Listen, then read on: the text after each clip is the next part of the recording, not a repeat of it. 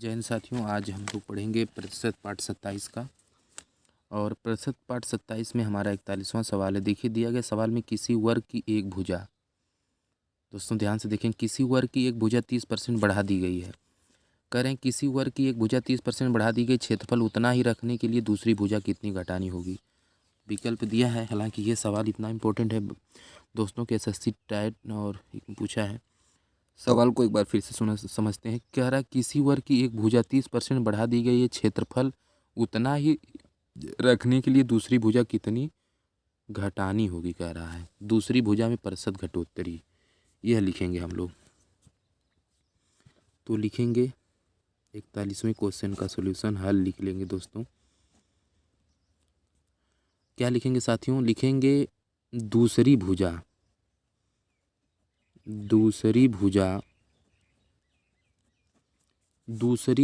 में प्रतिशत घटोत्तरी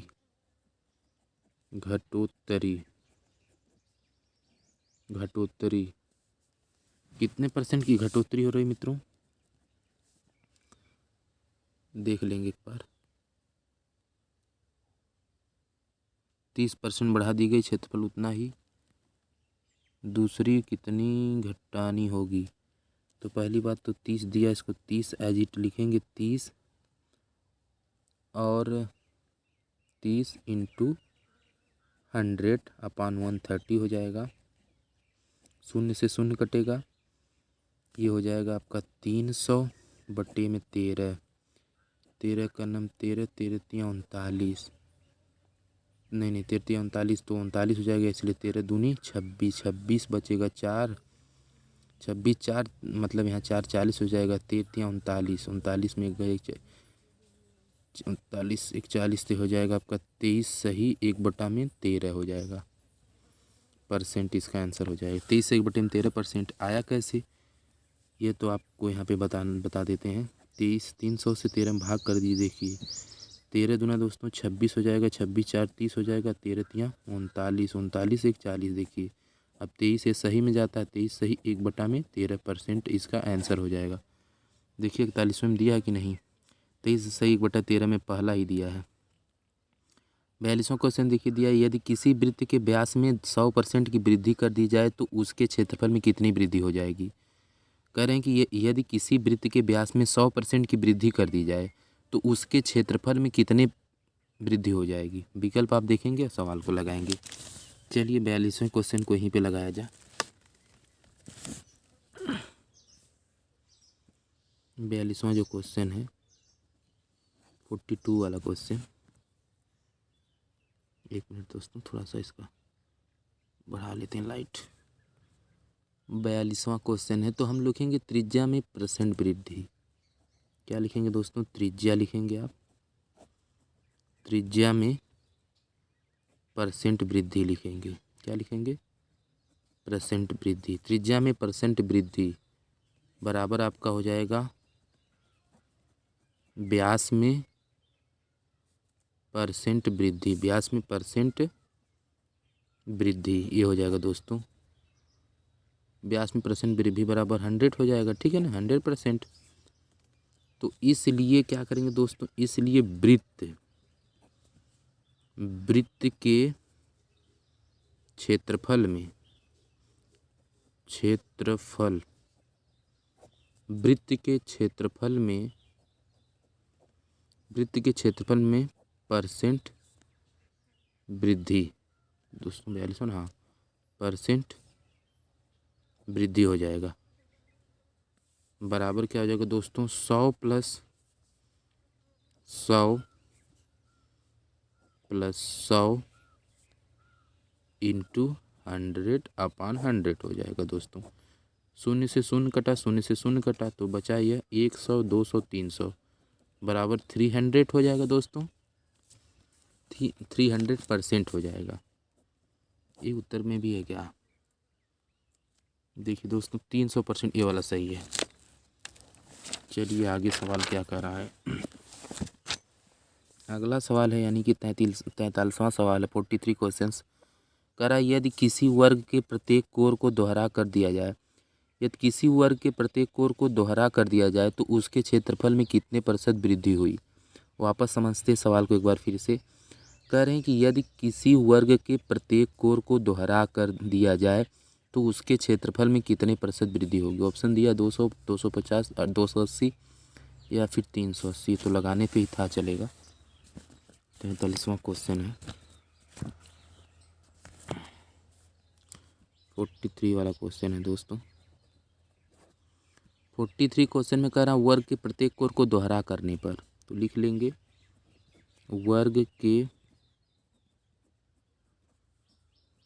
प्रत्येक, यहाँ पे दोस्तों 41वां क्वेश्चन है, 41वां नहीं है दोस्तों, 42वां क्वेश्चन है। हाँ ये वाला 42वां। यदि किसी वृत्त के व्यास में, एक मिनट दोस्तों, 43वां है, सॉरी 43वां क्वेश्चन है बराबर। 43वां क्वेश्चन का मतलब दोस्तों ये वाला क्वेश्चन, यदि किसी वर्ग के प्रत्येक कोर को दोहरा कर दिया जाए, तो हम लोग भी वही चीज़ लिख लेंगे कि वर्ग के प्रत्येक कोर को दोहरा करने पर। तो लिखिए, कोई दिक्कत नहीं साथियों। वर्ग के प्रत्येक कोर को दोहरा करने पर, दोहरा करने पर क्या हो जाएगा साथियों, कोर में प्रतिशत वृद्धि हो जाएगी आपकी। कोर में आपका क्या हो जाएगा दोस्तों, प्रतिशत वृद्धि हो जाएगा। प्रतिशत दोस्तों वृद्धि हो जाएगी, प्रतिशत वृद्धि हो जाएगी आपकी, है ना। 100% हो जाएगा मित्रों। अच्छे दोस्तों, इसलिए हम लोग कहेंगे साथियों वर्ग के क्षेत्रफल में परसेंट वृद्धि, वर्ग के क्षेत्रफल में परसेंट वृद्धि, वर्ग के क्षेत्रफल में परसेंट वृद्धि, ये क्या हो जाएगा आपका 100 + 100 की वृद्धि हो रही है, तो 100 × 100/100 हो जाएगा। शून्य से शून्य कटेगा, यह हो जाएगा 300, यानी कि इसके बराबर भी दोस्तों क्या हो जाएगा 300%। उत्तर दिया है क्या 43 में 300%, 300%। जी हाँ दोस्तों, डी वाले में दिया है, यहाँ पे देखिए डी वाले क्वेश्चन में दिया है साथियों।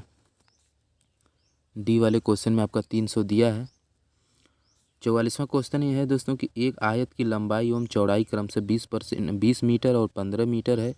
यदि लंबाई को 20% और चौड़ाई की 30% बढ़ा दिया जाए तो उसके क्षेत्रफल में कितने प्रतिशत वृद्धि होगी। बहुत क्या लाजवाब सवाल है।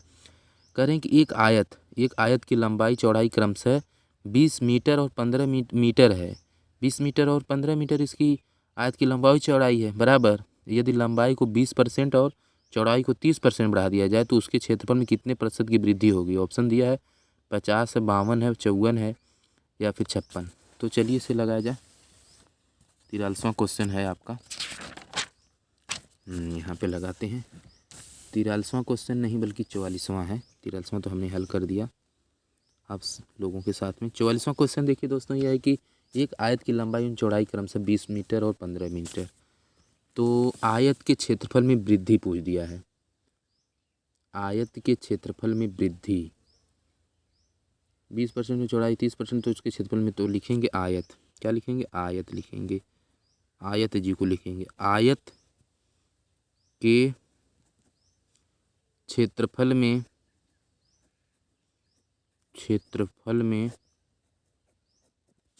आयत के क्षेत्रफल में परसेंट वृद्धि लिखेंगे दोस्तों।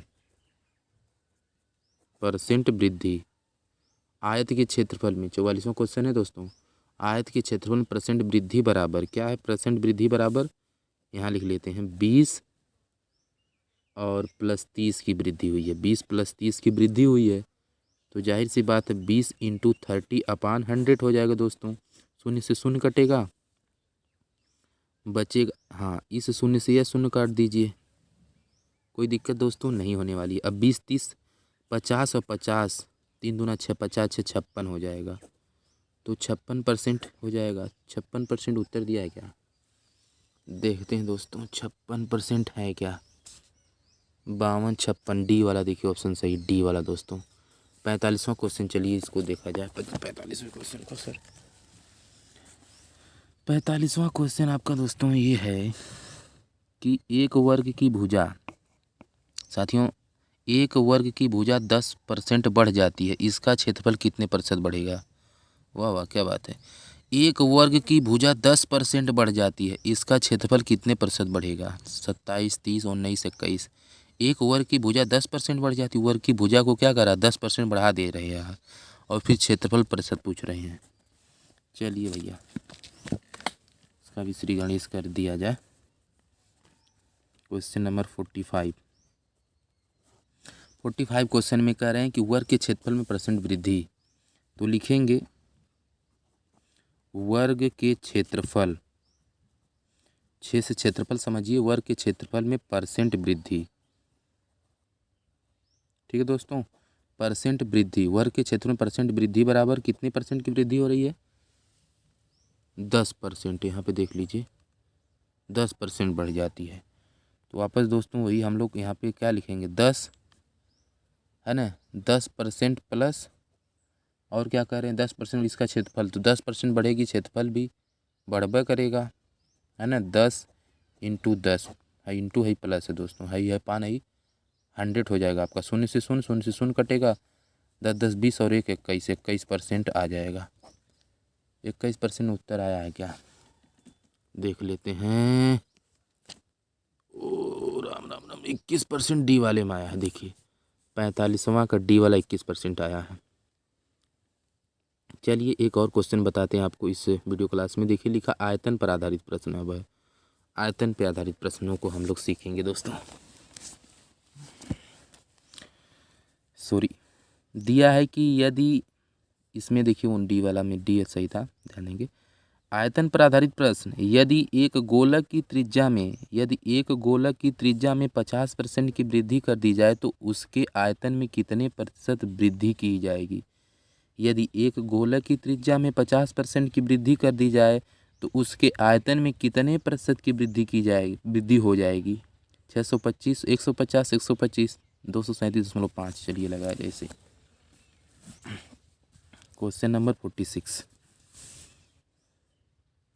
46 वाला क्वेश्चन कह रहा है यदि एक गोलक की त्रिज्या, तो लिखेंगे गोलक की 2 विमाओं में परसेंट वृद्धि बराबर, जाहिर सी बात है, गोलक की 2 विमाओं में परसेंट वृद्धि बराबर क्या, 50 + 50, ये हो जाएगा 50 × 50/100 हो जाएगा। शून्य से शून्य कटेगा, तो 5 × 5 = 25, 50 + 100 125 हो जाएगा क्या, बराबर 125 हो जाएगा। कैसे हो जाएगा, इसका 5 का 5 में गुणा 25 हो जाएगा दोस्तों, और 50 50 जोड़ेंगे 100, और 100 में 125 तो 125%। ठीक है, ओके, तो 125% इसका ही हो जाएगा। अभी सवाल बाकी है मेरे दोस्त। इसलिए गोलक की तीनों विमाओं, तब तीनों विमाओं को हम लोग लेंगे ना, तीनों विमाओं कोष्ठ में आयतन लिख लेंगे, आयतन, तीनों विमाएं आयतन में परसेंट वृद्धि, ठीक है ना, परसेंट वृद्धि क्या हो जाएगा आपका, यहाँ पे दोस्तों हो जाएगा 50 × 50, 50 × 125 था ना, 125 था, अब फिर प्लस 50 × 125/100। ठीक है, समझ में आ रही बात। अब ये देखिए फटाफट क्या हो जाएगा दोस्तों, 125 में 50 जोड़ेंगे 25 50 150 50 60 70 175 हो जाएगा, 175 प्लस शून्य से शून्य कट जाएगा, बचेगा क्या, 2 × 5 = 10, नहीं 5 सॉरी 2 × 5 = 10, 2 × 5 = 10, 2 × 6 = 12, 2 छक्के 12 कट यहाँ जाएगा 2 दूना, देखिए 2 एक कन्नम 2, फिर यहाँ पे हो जाएगा 2 दूना 4, 1 बचेगा, 2 दूना 4 1 बचेगा, दशमलव लगा देंगे तो 0 हो जाएगा, तो 2 पच्चे 10, 62.5 आ जाएगा दोस्तों। कितना आ जाएगा? 62.5। तो यहाँ पे हम लिखेंगे 62.5। अब 175 में 62.5 जुड़ेगा तो हो जाएगा 237.5%। इसका उत्तर हो जाएगा 237.5% इसका उत्तर हो जाएगा। देखते हैं किताब में दिया है कि नहीं। 46 वाला क्वेश्चन देखिए 237.5 दिया है डी वाला। अब इसको थोड़ा सा हम आपको डिटेल में समझा देते हैं। जैसे आप कह रहे हैं ये कैसे हुआ कि अगर आपको प्रश्न का जोड़ आता होगा तो 175 प्लस 62 पॉइंट ऐसे इसके आगे कुछ नहीं था, हम लोग 0 लिख सकते हैं, कोई दिक्कत नहीं दोस्तों। 62.5 इसके आगे कुछ नहीं था, हम लोग 0 लिख देते हैं, ठीक है दोस्तों। खैर ये हो जाएगा 5.527 7 6 13 3 हासिल 1 1 2 237.5% यहाँ पे भी आया दोस्तों, परसेंट नहीं कहेंगे, तो 237.5 यहाँ पे आया। अब भैया ये करे ये कैसे कट पिट गया है, तो इसको देख लीजिए दोस्तों। यह भाग अगर आपको देने नहीं आती कटता कैसे है, तो 125। अब देखिए दोस्तों क्या हो जाएगा, इसको एक बार हम आपको समझाते हैं। 50 और 125 बटे में 100 कैसे कटता है। देखिए 0 से 0 को काटेंगे, कोई दिक्कत नहीं है। अब देखिए इसको इससे भी काट सकते हैं। देखिए 5 एक नम 5, 5 दूना 10, समझ में आ रहा है दोस्तों। अब आपका क्या बचा दोस्तों, देखिए अब 2 एक नम 2, 2 छक्के 12। अब हमारे कहने का मतलब 2 से और 125 में भाग देना, तो ऐसे भाग दे सकते हैं, नहीं तो ऐसे काट लीजिए। 2 एक नम 2 छक्के 12, अब 2 दूना 4, 1 बचा, दशमलव जुड़ेगा तो 0 हो जाएगा, 2 पच्चे 10, तो 62.5 तब भी आ रहा है दोस्तों। या 125 से 2 में भाग दीजिए, 2 छक्के 12 कट जाएगा दोनों चीज़ें। अब आपका क्या 5 उतरेगा, 2 दूना देखिए दोस्तों 4 हो जाएगा।